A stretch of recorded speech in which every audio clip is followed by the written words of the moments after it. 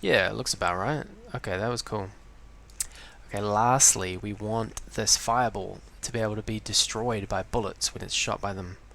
So, we'll get it to constantly check if it's overlapping a bullet.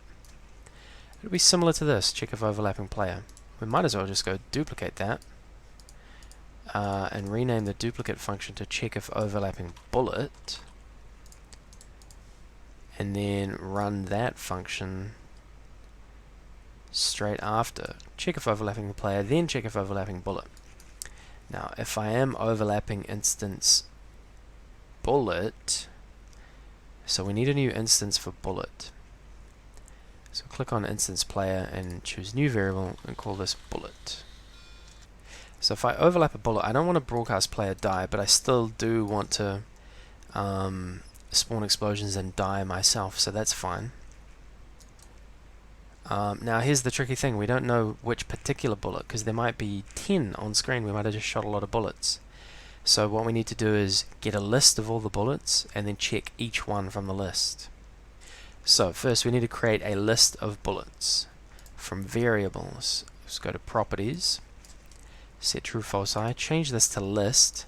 A list is basically a way of storing multiple things. You can imagine it like a list of contacts or a grocery list.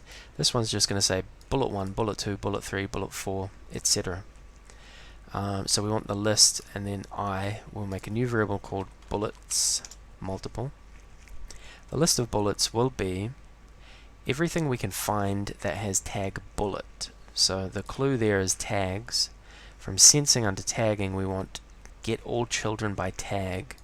This will give us multiple objects as a list. So set the list of bullets to all children by tag bullet.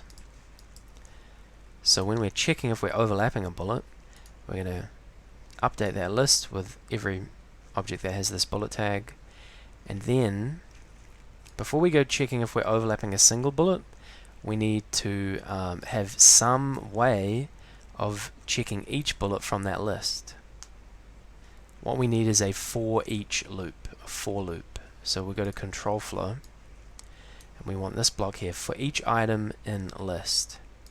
So we'll drag that underneath our list block. For each item I in list, let's click on I there and change that to bullet. So that means for each individual thing in a list, for each bullet in a list of bullets. So we'll go to variables and grab our list of bullets, connect that into there. And then this makes more sense now. For each item bullet in list of bullets, if myself overlaps bullet, spawn explosions and die. Alright, so this should work nicely now. Let's test that out. Try shooting the fireball. So here's that fireball, and bam, we're able to shoot it. Very cool.